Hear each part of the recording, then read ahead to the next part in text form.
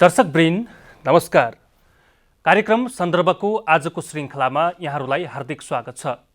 सन्दर्भको आजको श्रृङ्खलामा हामी पछिल्लो समय देशमा विद्यमान राजनैतिक सेरोफेरोमा रहेर कुराकानी गर्नेछौँ र जनताले 2/3 मत दिएर सरकारमा सत्तासीन गराएको नेकपा एमालेको आन्तरिक द्वन्द्वका कारण अहिले एमाले चोइटिएर टुक्रिएर दुई टुक्रामा दुई समूहमा विभाजित बनेको छ। यति बेला 2/3 को सरकार पद च्युत भएको छ। प्रधानमन्त्री केपी शर्मा ओलीलाई सर्वोच्च अदालतले परमादेश मार्फत उहाँको सत्तालाई च्युत गराएको छ र यति बेला प्रतिपक्षी दल नेपाली कांग्रेसका सभापति संसदीय दलका नेता प्रधानमन्त्री शेरबहादुर देउबा नियुक्त हुनुभएको छ। शेरबहादुर देउबाले आइतबार मात्रै विश्वासको मत समेत लिइसक्नु भएको छ। उहाँको पक्षमा 165 जना सांसदले विश्वासको मत प्रस्तुत गरेका छन्, जसमा 83 जनाले विपक्षमा र 1 जना तटस्थ मत खसेको छ। यो हेर्दै गर्दाखेरि यति बेला नेपालको राजनीतिक सिनारियो गठबन्धनको सरकार बनेको छ। गठबन्धनको सरकारमा नेकपा एमालेबाट विभाजित भएका दुई समूह मध्ये माधव नेपाल पक्षले प्रधानमन्त्री शेरबहादुर देउबाको सरकारलाई सपोर्ट गरेको छ र देउबाको सरकारलाई उसले सकारात्मक रूपमा हेरेको छ र गठबन्धनले त्यसमा मत समेत जाहेर गरेको छ। यति बेला अबको नेपालको राजनीतिक परिदृश्य र एमालेको भविष्य कतातिर जान्छ भन्ने सेरोफेरोमा रहेर हामी कुराकानी गर्नेछौँ र विशेष गरी एमालेमा तल्लो तहका नेताहरू, तल्लो तहका युवा पुस्ताका नेताहरूको आकांक्षा र नेतृत्वप्रतिको उहाँहरूको चाहिँ कटाक्ष के छ, आज यिनै विषयमा कुराकानी गर्न यति बेला चाहिँ नेकपा एमालेका केन्द्रीय सदस्य एवं तनहु इन्चार्ज प्रतापलाल श्रेष्ठ हामीसँग हुनुहुन्छ। श्रेष्ठजी, यहाँलाई स्वागत छ। धन्यवाद। विशेष गरी अब एमालेको जुन दृश्य अहिले देखिरहेको छ, दुई समूहमा विभक्त छ, यो परिदृश्य हेर्दै गर्दाखेरि चाहिँ तपाईँलाई कस्तो अनुभूति भइरहेको छ? यतैबाट जाउँ। जे भइरहेछ यस्तो आम कार्यकर्ताले सोचिरहनु भएको थिएन, तर त्यस्तो भएको छ। नेताहरू यति यो स्तरमा झगडा गर्नुहुन्छ भन्ने पनि लागेको थिएन। हाम्रो पार्टीको सरकार थियो, त्यो सरकार यति बिचैमा यसरी ढल्छ भन्ने पनि लागेको थिएन, ढल्यो। र आम कार्यकर्ताहरूको कल्पनाभन्दा बाहिर भइरहेको छ, जे भइरहेको छ। तपाईँ तनहुको इन्चार्ज पनि हुनुहुन्छ, प्राय तपाईँ जिल्लामा बस्नुहुन्छ। कार्यकर्ताको चाहना, इच्छा के थियो र अहिलेको चाहिँ कार्यकर्ताको भनाइ धारणा चाहिँ के छ? के पाउनु भएको छ? पार्टीको कार्यकर्ताको, आम कार्यकर्ताको धारणा के छ भने जे जस्तो घटना घटेको भए पनि नि पार्टी चाहिँ एक हुनुपर्छ है। नेकपा एमाले अविभाजित हुनुपर्छ र एक बनाएर लानुपर्छ। र कार्यकर्ताहरूको के छ भन्नुहुन्छ भने जति बिग्रियो बिग्रियो, जे भयो भयो, अब त मिलेर जानुहोस्, किनभने योभन्दा ठुलो क्षति हामीलाई के हुन्छ? त्यति ठुलो क्षति हाम्रो भएको छ, त्यसले गर्दा चाहिँ अब मिलेर जानुहोस्। जुन संसदमा यहाँले देख्नुभयो, ओली पक्षका केही सांसदले शेरबहादुर देउबालाई पनि विश्वासको मत दिए होइन, यताबाट उता उताबाट उता फ्लोर क्रसको पनि कुरा आयो, हुइप हुँदै पनि कसैले त्यसको प्रवाह गरेनन्। यो हेर्दाखेरि चाहिँ अबको एमालेको बाटो सग्लो एमाले बन्ला त फेरि एमाले एकीकृत होला त भन्ने तपाईँको आफ्नो कल्पनामा के छ? घटनाक्रमहरू हेर्दाखेरि अब नेकपा एमाले दुई टुक्रा हुन्छ, मिलेर जाँदैनन् भन्ने देखिन्छ घटनाक्रमले हेर्दाखेरि। तर विगत इतिहासको कुरा गर्ने हो भने यस्तो खालको झगडा धेरै पटक भएको थियो, तर नेता कमरेडहरू मिलेर जानुभयो, आफ्नो आफ्नो कमी कमजोरीहरू महसुस गर्नुभयो र मिलेर जानुभयो। मलाई चाहिँ के अपेक्षा छ, मेरो के आशा छ भन्नुहुन्छ भनेदेखि नेताहरू फेरि पनि मिल्नुहुनेछ र पार्टीलाई एकीकृत बनाएर लानुहुन्छ भन्ने चाहिँ विश्वास छ। त्यो तपाईँको आशा रह्यो, तर यो परिस्थिति र बाध्यताले, यो अहिलेको सिचुएसनले चाहिँ त्यो अवस्था फेरि आउला वा पहिलाको जस्तो? यहाँले भन्नुभयो पहिला पनि यस्तै झगडा हुन्थ्यो, कलह हुन्थ्यो, वैमनस्यता हुन्थ्यो, पछि एकडिक्का भएर गएका इतिहासहरू छन्, ती नजिरहरू छन् भन्नुभयो। त्यति बेलाको नजिर र अहिलेको अवस्था एउटै हो वा चाहिँ के यसमा फरक छ? स्थिति त अलिकति फरक हुनसक्छ, तर के छ भन्नुहुन्छ भने हाम्रो पार्टीमा वैचारिक नीतिगत अरू धेरै कुरा, कुनै पनि विषयवस्तुलाई सोच्ने दृष्टिकोण बनाइरहँदाखेरि ठुलो विवाद थियो र हामी के भन्थ्यौँ भने के अब एमाले मिल्छ, अब मिल्दैन, अब यो फुटेको हाँडी अब जोडिँदैन भन्ने थियो। तर कालान्तरमा घटनाक्रममा फेरि एक ठाउँमा आउनुभएको छ। अब अहिले हेर्दाखेरि अब अहिले नयाँ नयाँ घटनाहरू देखिएको छ। हाम्रो झन्डै 2/3 सरकार मान्छेले कल्पना गरेका थिए, अब हाम्रो विपक्षीहरूले कल्पना गरेका थिए, अब धेरै वर्ष सत्तामा जाने सपना नदेखे हुन्छ। कम्युनिस्टहरूले जनताको पक्षमा काम गर्छन् र काम गरेर विश्वास लिन्छन्, यिनीहरू अब यति धेरै शक्तिशाली शक्तिको रूपमा उदाएका छन् भन्ने थियो। तर बिचमा भताभुङ्ग भएको छ। तर पनि आम कार्यकर्ताहरूको आशा मरेको छैन। हामीले चाहिँ पार्टीलाई एक बनाउँछौँ, हाम्रो नेताहरूलाई एक गराउँछौँ र अगाडि बढ्छ भन्ने नै छ। तनहुको स्थिति हेर्दाखेरि पनि दुई खेमामा चाहिँ विभक्त भइसक्यो होला एमाले। तपाईँ तनहुको जिल्ला अध्यक्ष एमालेको, त्यसपछि ओली पक्षबाट अर्को भइसक्नु भयो होला। अब यो हेर्दाखेरि चाहिँ जिल्लाकै मात्रै कुरा गरौँ न, तपाईँको जिल्लामा तनहुमा एमाले मिल्न सक्ने आधारहरू छन्? तपाईँहरूसँग त्यस्तो कुराकानी भइरहेछ? तपाईँहरू आपसमा चाहिँ सँगै बसेर चाहिँ के अरे वार्ता छलफल त्यस्तो गर्नुभएको छ तपाईँहरूले अहिलेसम्म? तपाईँले बडा राम्रो प्रश्न सोध्नुभयो। हाम्रो तल त झगडै छैन, हाम्रो तल त विवादै छैन। तलको सबै ठाउँको विवादको सृजना चाहिँ माथिको विवादले भएको हो। माथिको विवाद भएकोले तल पनि विवाद सर्यो।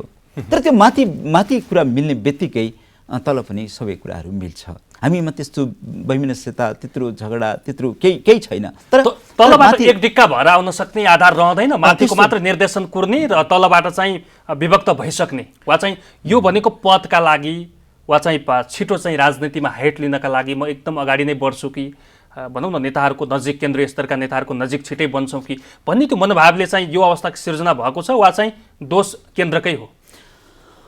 यसमा कस्तो छ भने तलबाटको प्रयत्नले माथि मिलाउनको लागि तलको प्रयत्न गर्यो भने माथि मिल्छ कि भन्ने एउटा कुराहरू हुनसक्छ होइन।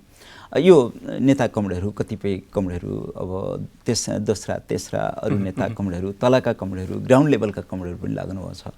तर हाम्रो साङ्गठनिक स्ट्रक्चर कस्तो छ भन्नुहुन्छ भने माथि मिले पछाडि तलको मिल्ने गाल चाहिँ त्यत्रो ठुलो प्रभाव नपर्ने, माथि मिले पछाडि त्यसको तल प्रभाव परिहाल्ने, त्यस्तो भएको कारणले गर्दाखेरि मिल्नु माथि नै पर्छ, नेताहरू नै मिल्छ। अब त तपाईँले देखिहाल्नुभयो सबै कुरा मिल्दै जाँदाखेरि पनि हाम्रो पार्टी अध्यक्ष कमरेड केपी ओली र हाम्रो पार्टीको वरिष्ठ नेता माधव कुमार नेपालकै बिचमा र माधव नेपाल झलनाथ कमरेडकै बिचमा मिल्दाखेरि मात्रै तल मिल्ने यस्तो देखियो। यति बेला माधव कुमार नेपाल र केपी शर्मा ओली बीच कुकुर बिरालो जस्तै झगडा छ, एकले अर्कोलाई देख्न नसक्ने यो स्थितिको सिर्जना भएको छ। अब यो हेर्दै गर्दाखेरि कालान्तरमा चाहिँ पार्टी फेरि एक होला, सग्लो एमाले बन्ला भनेर कतिपय नेताहरूले चाहिँ आश मारिसकेका पनि अवस्था छ। यो अवस्थामा तपाईँहरूभित्रको अझै पनि सग्लो एमाले बन्छ, हामी एमालेमै एक डिक्का भएर जान सक्छौँ भन्ने आश हो?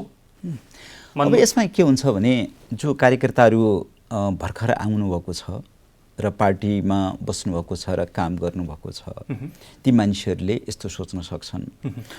तर पार्टीको धेरै दुःख सुखमा, ओकाली ओह्रालीमा, विभिन्न घटनाक्रममा जोडिएका कार्यकर्ताहरू के ठान्नुहुन्छ, के भन्नुहुन्छ भने यस्तो खालको कठिन अवस्था पार्टीको लागि हामीले धेरै पटक भोगेका छौँ। नेताहरू के अरे कोहीसँग बोल्न पानी बराबरको स्थिति थियो। तर पनि पार्टी मिलेको छ र एकीकृत कम्युनिस्ट पार्टी घोषणा भएको छ। त्यसले गर्दाखेरि अहिले पनि हामी आशा गर्छौँ कि घटनाक्रमहरूले अब यिनीहरू हत्तपत्त मिल्यो भने धेरै समय लाग्छ या मिल्दैनन् भने पनि हाम्रो पार्टीको इतिहास चाहिँ यस्तो छ कि एउटा खास घटनाले धेरै पर पुगेको पनि एउटा खास घटनाले फेरि धेरै नजिक आएर पार्टी एक भएर अगाडि बढ्नुभएको, एकले अर्कालाई माया सम्मानहरू गर्नुभएको यस्तो एउटा इतिहास हाम्रो पार्टीको छ। त्यसले गर्दा चाहिँ मलाई चाहिँ के छ, पूर्ण रूपमा के आशा छ भन्नुहुन्छ भने पार्टीमा अहिले जे जस्तो अवस्था देखिएको भए पनि यी दुईटा नेताहरू मिल्छन् र उहाँहरूको धेरै लामो अघि 52-55 वर्षको साथ सहयोग छ केपी कमरेड र माधव नेपालको। त्यस्तो खालको निकटता छ, त्यस्तो खालको राजनीतिक सँगसँगै हिँड्नुको एउटा अनुभव छ। अनि यहाँले भन्न खोज्नु भएको चाहिँ यदि पार्टी विभक्त हुने स्थिति आए पनि एमालेलाई छोड्न सकिन्न भन्न खोज्नुभयो? यसमा चाहिँ कस्तो रहन सक्छ भन्नुहुन्छ भने त्यो कुरा तपाईँको कुरा अब जस्तो माधव कमरेड र केपी कमरेड नै नमिलिकन जस्तो अब अहिले जुन जस्तो देखिया छ आफ्नो लागे भनेदेखि अब त्यतिखेर माधव नेपाल समूहका नेता कार्यकर्ताहरू माधव नेपाल समूहतिर, कमरेड केपी ओलीका नेता कार्यकर्ताहरू केपी ओली समूहमा लाग्न सक्छन्। माधव समूहमा लागिरहेको कार्यकर्ताहरू नेकपा एमालेमा नहुन पनि सक्नुहुन्छ, किनभने उहाँले छुट्टै पार्टी गठन गर्नुपर्ने हुन्छ, छुट्टै पार्टीको नाम लिएर जानुपर्ने हुन्छ, त्यस्तो एउटा अवस्था छ। तपाईँ चाहिँ एमालेमै रहनुहुन्छ वा चाहिँ अहिले एकीकृत कम्युनिस्ट पार्टीको पनि अवधारणा अगाडि सारिया छ? धेरै कम्युनिस्टहरू एकीकृत भएर एउटा गठबन्धन बन्ने भन्ने पनि त्यो किसिमको होमवर्क भएको छ, त्यो बेला चाहिँ निर्णय के हुन्छ तपाईँ? सबभन्दा पहिले त के छ भने हामी एक त त्यो पार्टी विभाजन होला भन्ने त्यति कल्पना पनि छैन। एउटा कुरा त्यही हो, हामी चाहिँ दुईटा नेताहरू विभाजनको त अन्तिम सङ्घारमा पुगिसकेका छ, यो घटनाक्रमले त्यस्तो देखाएको छ। मिलिसक्नुहोस्, नेता कमरेडहरू मिल्नुहोस्, तपाईँहरू अगाडि बढ्नुहोस्, पार्टी विभाजन गर्दाखेरि कसैलाई फाइदा छैन भन्ने कुरा त भएको छ। तर पनि मिल्नु भएन र अगाडि जाने अवस्था बन्यो भनेदेखि माधव, मैले भनिहालेँ तपाईँलाई, माधव नेपाल समूहको नेता कार्यकर्ताहरू त्यो समूहमा लाग्नुहुन्छ, अर्को समूहको अर्को लाग्न सक्नुहुन्छ, यस्तो एउटा अवस्था छ। तर यस्तो कार्यकर्ताहरू विभाजित, नेताहरू विभाजित हुनुभएको छ, त्यही भएर कार्यकर्ता र सिङ्गो पार्टी तलदेखि माथिसम्म विभाजित नहोस् भन्ने कामना चाहिँ कार्यकर्ताहरूको छ। 70 वर्षको इतिहासमा, कम्युनिस्टको इतिहासमा 2/3 बहुमत आयो, जसमा चाहिँ पुष्पलालले यति चाँडै यति राम्रो फड्को मार्छ होला कम्युनिस्टले सोचेका थिए वा सोच्नु भएको थिएन, त्यो इतिहासले मूल्याङ्कन गर्ला वा चाहिँ उहाँलाई हामी आजको दिनमा स्मरण गर्छौँ र नेता कार्यकर्ताहरूले उहाँहरूलाई स्मरण गरिरहनु भएको छ। तर चाहिँ यो 70 वर्षको विरासत एकैचोटि आउँदाखेरि ढल्कियो, त्यो पोखियो। यसमा नेतृत्वको दम्भ अहङ्कारका कारणले हो वा यसमा दोषी जस्तो वरिष्ठ नेता माधव कुमार नेपाल र एमालेमा देखिएको अध्यक्ष केपी शर्मा ओली बीच देखिएको जुन अन्तर्द्वन्द छ, त्यसमा यसको सबैभन्दा ठुलो भूमिका अर्थात् यसमा सबैभन्दा ठुलो दोष चाहिँ कसको पोल्टामा जान्छ? अब सबभन्दा पहिले त कस्तो भने मलाई पनि के लाग्थ्यो भन्नुहुन्छ भने देशीय सामन्तवाद यति छिटो उच्छेद होला भन्ने लाग्दैन थियो। गणतन्त्र, राजतन्त्र गएर गणतन्त्र आइहाल्ला भन्ने जस्तो लाग्दैन थियो। तर घटनाक्रमहरूले अलिक छिटो नै आइहाल्यो र संविधान निर्माणमा हिजोको विगतको यो परिवर्तनमा जुन खालको भूमिका कम्युनिस्ट पार्टी, नेकपा एमाले लगायतको कम्युनिस्ट पार्टीहरूले खेल्यो, संविधान निर्माण गर्ने कुरामा जुन भूमिका खेल्यो, त्यसको ठुलो विश्वास आम जनताको रह्यो। र 2072 सालमा कमरेड केपी ओली प्रधानमन्त्री हुनुहुँदाखेरि उहाँले जुन नाकाबन्दीको सामना गर्नुभयो, त्यो बेलामा देखाउनु भएको उहाँको योग्यता, क्षमता, अडानले चाहिँ एउटा ठुलो विश्वास आर्जन भयो। तर चाहिँ के छ भने झन्डै 2/3 बहुमतको सरकार आयो र आइसके पछाडि कमरेड केपी ओली प्रधानमन्त्री हुनुभयो। उहाँले बडा योग्यता, क्षमताका साथ सबैलाई मिलाएर पार्टी सरकार हाँक्नुहुन्छ भन्ने जुन विश्वास थियो कमरेड केपी ओलीको रहेन। मलाई तपाईँको अगाडि मैले भन्नु पर्दाखेरि निकै योग्यता भएको कमरेड केपी ओली हुनुहुन्छ, क्षमता राम्रो रहेछ देखियो अघि, तर पनि उहाँले आफ्नो क्षमता, आफ्नो योग्यताप्रति नै दम्भ गर्नुभएको जस्तो लाग्यो। उहाँले धेरै कुरा मिलाउनु पर्ने कुराहरू थिएन, सामान्य कुरा मिलाउँदाखेरि हुन्थ्यो, तर उहाँले त्यो पनि मिलाउनु भएन। प्रचण्ड एउटा नेपाल कम्युनिस्ट पार्टी, अब एकीकृत कम्युनिस्ट नेपाल कम्युनिस्ट पार्टी माओवादी केन्द्रको अध्यक्ष हो र उहाँले यत्रो पार्टी, दुईटा party, Nepal communist party UML यो मिलाइसक्दाखेरि अनि उहाँहरूले टर्म बाँड्नु भएको रहेछ हगि। त्यो बाहुन क्षेत्र मक्सिर 4 गते त हामीले देखि पनि हाल्यौँ, उहाँहरूको बिचमा एउटा लिखत पनि रहेछ। तर पनि कमरेड प्रचण्डले ठिकै छ, तपाईँले नै चलाउनुहोस्, तपाईँले राम्रो काम गर्नुभएको छ। यसमा मैले बिचैमा जाँदाखेरि मान्छेले पनि के भन्छन्, आम कार्यकर्ताले तपाईँ नै प्रधानमन्त्री भएर चलाएको चाहना गरेका छन्, चाहना त्यस्तो अध्यक्ष पनि प्रधानमन्त्री छ, त्यस्तो छ। कमरेड प्रचण्डले छोडिदिनु भयो। अब हाम्रो भाद्र 26 गतिको बैठकले 77 सालको भाद्र 26 गति बैठकले त त्यसलाई लिपिबद्ध दस्तावेजीकरण गर्ने कामहरू पनि गर्यो।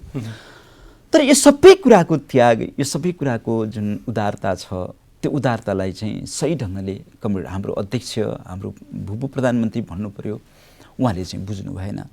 सबै अधिकार अब मसँग आयो, अब मै एकल ढङ्गले चल्नुपर्छ भन्ने ढङ्गले लाग्नुभयो। सायद मलाई लाग्छ उहाँको कार्यशैली अरू धेरै कुराभन्दा पनि कार्यशैलीगत समस्या हो, जसले गर्दाखेरि यो सबै कुराहरू डुबायो, यस्तो एउटा अवस्था रह्यो। भदौ 26 को कुरा गरिरहँदाखेरि जस्तो प्रचण्डलाई पनि पार्टीको महाधिवेशन गर्ने, पार्टीको चाहिँ साङ्गठनिक संरचनालाई चाहिँ विस्तार गर्ने भन्नेका कतिपय उहाँहरूलाई पनि त्यो अधिकार दिएको थियो, जिम्मेवारी दिएको थियो। त्यो जिम्मेवारी उहाँले पनि पुरा गर्नु भएन, एकलौटी ढङ्गले मेरै खेदो खन्नेतर्फ लाग्नुभयो। त्यसपछि आजको यो परिस्थिति सिर्जना भयो भनेर उहाँले भन्ने बाटो प्रधानमन्त्री केपी ओलीले। तर यो कुराहरू कमरेड केपी ओली र केपी ओलीलाई केपी ओलीसँगका केही नेता कमरेडले पनि यो कुरा गर्नुहुन्छ। तर यस्तो कुराहरू यो होइन। तपाईँलाई एउटा घटना बताउँ कि एउटा अध्यक्ष, कार्यकारी अध्यक्ष भाद्र 26 गतिको बैठक पछाडि कार्यकारी अध्यक्ष कमरेड प्रचण्डमा रह्यो। तर प्रचण्डले एउटा बैठक पनि चलाउन सक्नु भएन। त्यो बैठक चलाउन पनि कमरेड केपी ओलीको सहमति चाहिने। उहाँले चलाउँ भनेर त चलाउने, नचलाउँ भन्दा नचलाउने। तपाईँहरूले अब जस्तो कार्तिकको 21-22 गतिको घटना त तपाईँहरूलाई थाहा छँदैछ होइन, कि एउटा बैठक त गर्न पनि कार्यकारी हैसियतले प्रधानमन्त्री उहाँ चलाउनुहुन्छ, कार्यकारी हैसियत बोक्नुभएको कमरेड प्रचण्डले पनि एउटा बैठक चलाउनु भनेर भन्दाखेरि उहाँको सहमति बेगर सम्भावना बनेन, त्यस्तो रह्यो। त्यसो हुँदाखेरि के लाग्छ भन्नुहुन्छ भने के अरे छिटै महाधिवेशन गर्ने या छिटै गर्दाखेरि चाहिँ मैले नेतृत्व हस्तान्तरण गर्छु के गर्छु भन्ने कुराहरू पनि विश्वासीलाई भएनन् अहिले, त्यस्तो देखियो। जस्तो यति बेला चाहिँ अनि त्यस पछाडि अब महाधिवेशन छिटै गर्ने मात्रै गरे भयो नि त, कार्यकारी अधिकार प्राप्त भएको प्रचण्डले आफ्नो साङ्गठनिक कामहरू गर्दै जानुभयो भयो नि भनेर भन्दा त्यो चाहिँ त्यस्तो खालको उचित वातावरण बनेन। अहिले हेर्दाखेरि जस्तो प्रतिपक्षी दलका नेतालाई अर्थात् प्रधानमन्त्री शेरबहादुर देउवालाई विश्वासको मत दिने जति पनि सांसदहरू एमालेमा रहन्नन् भनेर स्थायी कमिटी बैठकले व्हिप जारी गरेका छ। उहाँहरूलाई त अब अवश्य कारबाही हुन्छ। यो अवस्था हेर्दाखेरि चाहिँ माधव नेपाल पक्ष सरकारमा जानका निम्ति पनि तयार भएको स्थिति छ। यसले अब एमालेको भविष्य त गोलमाल बन्छ नै, तर त्यसमा चाहिँ यस पछाडि रहेका जति पनि नेताहरू, एमालेभित्र पङ्क्तिबद्ध भएका नेताहरू चाहिँ अर्को पार्टीमा जाँदाखेरि जनताको अभिमत ल्याउने, जनताको मन जित्ने र जनताका सामु गएर चाहिँ राख्ने एजेन्डाहरू त अलिकति गाह्रो छ है परिस्थिति। सबभन्दा पहिले म तपाईँको यो कार्यक्रमबाट कमरेड केपी ओलीलाई हार्दिक अनुरोध गर्न चाहन्छु।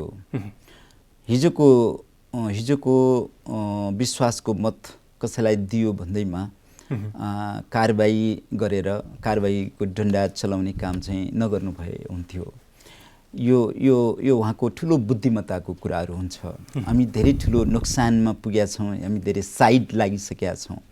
यतिखेर पनि हाम्रो नेता कार्यकर्ताहरूलाई भोट हालेकै आधारमा कारबाही गर्दै जाने, हटाउँदै जाने, नेतृत्वबाट हटाउँदै जाने कामहरू गऱ्यौँ भने अझ नोक्सान हुन्छ। सबभन्दा पहिले त मलाई यो लाग्छ। तर कमरेड केपी ओलीले यदि कारबाही गरिरहेकै बेलामा पनि के सोच्नुपर्छ भने यो घटना यहाँसम्म आइपुग्नको निम्ति के घटनाले प्रभावित पार्यो, कसरी यहाँसम्म आइपुग्यो भन्ने खालको कुराहरू चाहिँ उहाँले सोच्नुपर्छ।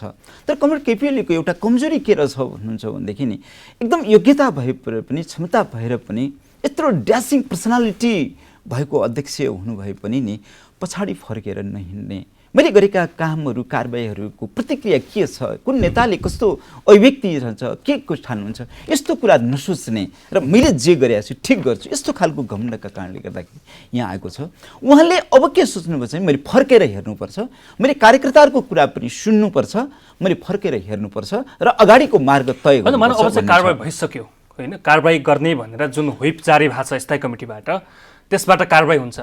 त्यसपछिको नेपाली राजनीति र नेपाली कम्युनिस्टहरूको भविष्य चाहिँ कतातिर जान्छ भन्ने अर्को चिन्ता छ नि भने मैले तपाईँलाई फेरि पनि एउटा तपाईँले भन्नुभयो उहाँले चाहिँ सकेसम्म मिलाउनुस्, पार्टीमा फर्काउनुस् भन्ने जुन एङ्गलले बोलिरहनु भएको छ, तर त्यो स्थितिबाट चाहिँ स्थिति गुज्रिसकेको छ, अगाडि बढिसकेको छ। मैले फेरि पनि तपाईँलाई एउटा जोड दिन चाहन्छु कि शेरबहादुर देउपालाई विश्वासको मत लियो भन्दैमा कारबाही गर्न नपाइने सर्वोच्चको निर्णय पनि छ।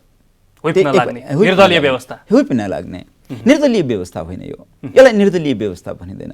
यो त कुनै पनि सांसदलाई उहाँले त निर्दलीय व्यवस्था उहाँले भन्नुभएको छ, अरू धेरै मान्छेहरूले भन्नुभएको छ, यसरी त सिस्टम बिग्रिन्छ समेत भनिया छ। हिजो प्रदीप ग्यावाली कमरेडले हाउसमा बोल्दाखेरि पनि यो कुरा गर्नुभएको छ, धेरै नेताहरूले गर्नुभएको छ। तर मलाई भन्नुहुन्छ भनेदेखि 76 को 5 मा गइरहेको बेलामा सांसदले पार्नको मोर फ्रिडम हो यो।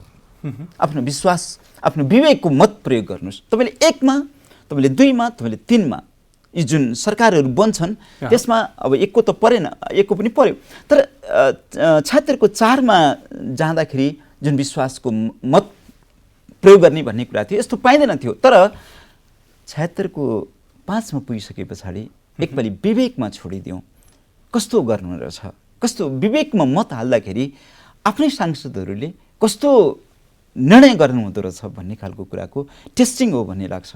त्यसो हुँदाखेरि यो निर्दलीयता होइन। निर्दलीयतामा त के हुन्छ थाहा पाउनुहुन्छ, अझ बढी के अरे चाहिँ हामीले निर्दलीयता व्यवस्था देखाएका छौँ। त्यतिखेरको विभिन्न खालको आदेश कस्तो थियो हामीलाई थाहा छ। त्यसो हुँदाखेरि यो निर्दलीयता होइन, सांसदहरूलाई मोर फ्रिडम, अलिक बढी स्वतन्त्रता दिएको, विवेकको मत प्रयोग गर्नु। तपाईँको विवेकको मनको अन्तरआत्माले चाहिँ के भन्दो रहेछ हेरौँ न त, त्यो मात्रै छोडिदिएको हो। पार्टीको व्हिपलाई उल्लङ्घन गरेर माधव नेपालले चाहिँ विवेकको मत प्रयोग गर्ने भन्दैमा चाहिँ प्रतिपक्षी दलका नेतालाई चाहिँ मत हाल्न मिल्छ संसदमा? त्यही त। अब यसमा कस्तो छ भने कमरेड केपी ओलीले यसमा एकदम धेरै सोच्नुपर्ने छ। माधव नेपालले भोट हाल्नुभयो होइन, केपी कमरेडले दोस्रो पटक फेरि सदन विघटन गर्नुभयो।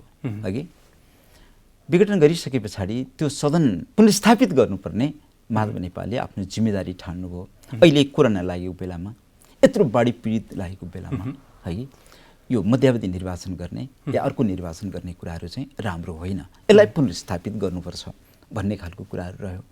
यसमा सकेसम्म यो हाम्रो संविधान नै कोल्याप्स हुने अथवा डिरेल भइरहेको अवस्थामा, लोकतन्त्र पनि के हो भनिरहेको यस्तो एउटा अवस्थामा, सडकमा राजावादी शक्तिहरू पनि बडा उफ्रिरहेको यस्तो बेलामा हाम्रो संसद कोल्याप्स भएको अवस्था हो भने अरू धेरै कुराहरू हुन सक्छन्। तर यदि पुनर्स्थापित गर्ने हो भने काङ्ग्रेस पार्टीलाई पनि यसमा ल्याउनुपर्छ। हिजो पौषको 5 गते सदन संसद विघटन गर्दाखेरि काङ्ग्रेस पार्टीको भूमिका त्यति राम्रो रहेन।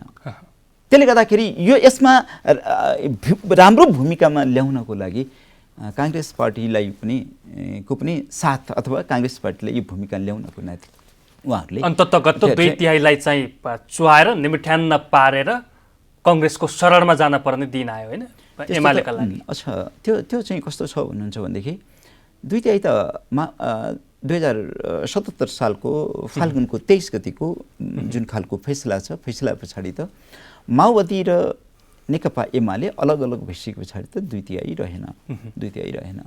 यसमा हाम्रो दुःखको कुरा के हो तपाईँलाई पोखिहालौँ कि फाल्गुन 23 गतिको निर्णय पछाडि एकीकृत कम्युनिस्ट पार्टी अनि त्यो कम्युनिस्ट पार्टीले अब देश पार्टी सबै सही ढङ्गले हाँक्छ भनिरहेको बेलामा माओवादी अलग भयो। दुःखको कुरा त के छ भन्नुहुन्छ भने कमरेड केपी ओलीले फाल्गुन 28 गतिको बैठक डाक्नुभयो र त्यो फाल्गुन 28 गतिको बैठकले के भन्छ भन्नुहुन्छ भनेदेखि माधव नेपालको टिमलाई तपाईँहरूलाई ढोका बन्द छ, तपाईँहरूलाई खुला छैन, तपाईँ आए आऊ नआए नआऊ, यस्तो कुराहरू उहाँले गर्नुभयो र यस्तो देखाउनु भयो। उहाँहरूलाई जानकारी थिएन भन्ने चाहिँ छ, उहाँहरूको पक्षबाट हामीले जानकारी दिइएन भन्ने छ। जानकारी दिएन, कसैलाई थाहा नदिकन हामीले त के सोचेका थियौँ भन्नुहुन्छ भने उहाँहरूले आउन पनि ढिलो गर्नुभयो, पेरिस डाँडाबाट रोइकराइ गर्दा यताउता गर्दासम्म अलि टाइम लाग्यो भन्ने। हामीले अलिकति सङ्गठन बुझेका, अलिकति इतिहास भएका कार्यकर्ताहरू हामी कस्तो ठान्थ्यौँ भने फाल्गुन 23 गतिको बैठक मतलब फाल्गुन 23 गतिको फैसला पछाडि हामी के ठान्थ्यौँ भने केपी कमरेड र माधव कमरेडको बिचमा बातचित हुनेछ अनि उहाँहरू एउटा टुङ्गोमा पुग्नुहुनेछ। त्यस पछाडि पदाधिकारीको बैठक बस्नेछ, त्यसले उहाँहरूले थुप्रै एजेन्डाहरू तयार गर्नुहुनेछ। त्यस पछाडि स्थायी कमिटीको बैठक राख्नुहुनेछ अनि सबै निर्णयहरू त्यहाँ गर्नुहुनेछ। माधव नेपालले आउन त ढिला गर्नुभयो नि भने पेरिस डाँडाबाट केन्द्रीय कमिटी पार्टीमा आउन ढिला गर्नुभयो। केन्द्रीय कमिटीको बैठक बस्नेछ अनि बैठकले सबै निर्णय गर्नेछ र आम रूपमा सर्कुलर गर्नेछ, देशव्यापी रूपमा सङ्गठन चलाउनेछ। यस्तो कुराहरू हामीले सोचेका थियौँ।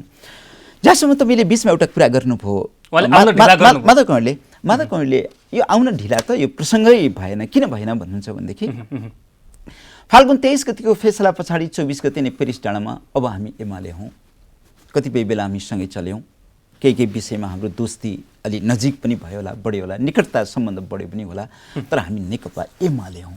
नेकपा एमाले र नेकपा माओवादी भइसके पछाडि हामी नेकपा एमाले हौँ, हाम्रो पार्टी नेकपा हो, हामी फर्क्यौँ, हामी गयौँ भन्ने खालको अवस्था भयो। उहाँहरू हिँड्नुभयो। त्यस पछाडि 24 गतिको घटना हो यो, 25, 26, 27, 28 गते उहाँले बैठक नै 28 गते बैठक हो। तर यो बिचमा कयौँ पटक बातचितहरू गर्न सकिन्थ्यो, सबै कुराहरू मिलाउन सकिन्थ्यो, तर कमरेड केपी ओलीले यो चाहनु भएन र कमरेड केपी ओलीले वास्तवमा भन्नुहुन्छ भनेदेखि माधव नेपालको टिमका मान्छेहरू, माधव नेपालसँग 90 जना केन्द्रीय कमिटीका सदस्यहरू छन्, ती मान्छेहरूले चाहिँ कस्तो भने आऊ नआऊ यस्तो खालको देखाउनु भयो।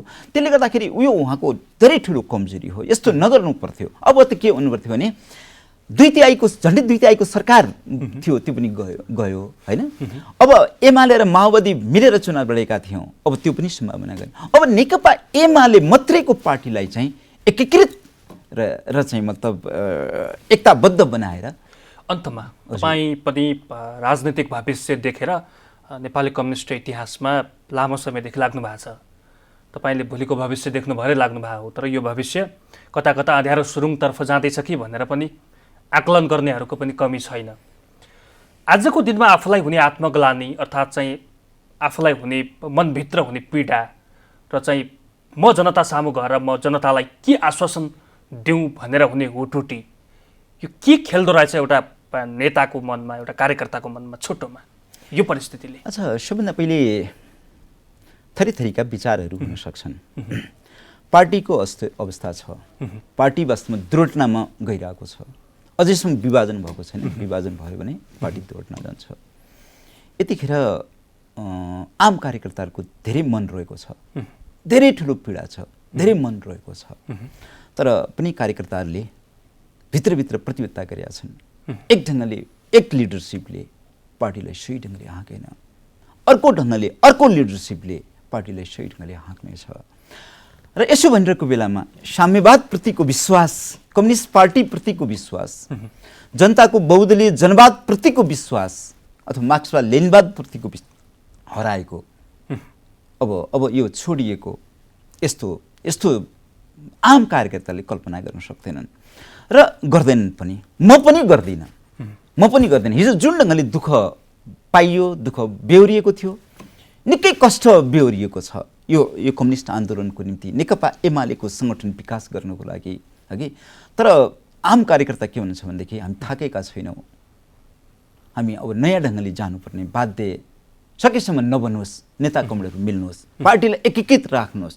यदि यस्तो गर्न सक्नु भएन र चाहिँ अलग अलग बाटो भयो भने पनि हामी थाकेर झोला बिसाउने पक्षमा हामी छैनौँ। हामी वास्तवमा बडा पीडाका साथ हामी जानेछौँ। जहाँसम्म तपाईँको पछिल्लो प्रश्न, जनताको अगाडि कसरी मुख देखाउनु हुनेछ, के भन्नु, जनताले विभिन्न प्रश्नहरू गरिरहनु भएको छ। हामी त ग्रामीण क्षेत्र अथवा के अरे बाहिरी क्षेत्रबाटै आएर काम गरेको कार्यकर्ताहरू हौँ। तर पनि हामीले सम्झाउनु बुझाउनु पर्नेछ। हामीलाई विश्वास के छ भने हिजो तिनै कार्यकर्ता जसलाई सम्झाएर बुझाएर यो आन्दोलनमा होमेका थियौँ भने अहिले फेरि सम्झाएर बुझाएर हामीले चाहिँ अगाडि बढ्नेछौँ। तर एउटा कुरा फेरि पनि आम कार्यकर्ता र म पनि र आम कार्यकर्ताले के छ भने अब थाकियो, अब भएन, उमेर पनि गयो, अब सकिँदैन यो भन्ने पक्षमा छैनौँ। र हामीले के छ भने जुन अपेक्षा, जुन आशा गरेका थियौँ त्यो अपेक्षा अनुसार भएन। सरकार जसरी चल्ला, नेतृत्व कसरी एक भएर अगाडि बढ्ला र धेरै वर्षसम्म एक चुनाव होइन धेरै चुनावहरूमा हामीले बाजी मार्छौँ भन्ने कुरामा ठुलो ब्रेक लागेको छ। तर पनि हामी यो स्थितिलाई सम्हाल्छौँ भन्ने हामीलाई लाग्छ, मलाई लाग्छ यस्तो कुरा। यहाँको महत्त्वपूर्ण समयका लागि पिएल श्रेष्ठजी धेरै धेरै धन्यवाद। हुन्छ, तपाईँलाई पनि धन्यवाद छ। हामी जस्तो दूरदराजमा काम गर्ने कार्यकर्ताहरूको भावना बुझ्नको निम्ति जुन एउटा अवसर दिनुभयो, म तपाईँलाई धेरै धेरै धन्यवाद छ र हाम्रो जनता टिभीलाई पनि म धेरै धेरै धन्यवाद दिन चाहन्छु। दर्शकवृन्द, कार्यक्रम सन्दर्भको आजको श्रृङ्खलामा पछिल्लो समय नेपाल कम्युनिस्ट पार्टी एमाले भित्र देखिएको तिक्तता, मतभेद र पार्टी फुटको अन्तिम संहारमा पुग्दै गर्दा तल्लो लेभलका अर्थात् त्यो क्षेत्रका नेता कार्यकर्ताहरूमा पलाउने मनोभावना र उहाँहरूको आकाङ्क्षालाई समेट्ने प्रयत्न गऱ्यौँ। आजका निम्ति सन्दर्भको समय सकिएको छ। खेम्बम बिदा हुन्छु। नमस्कार।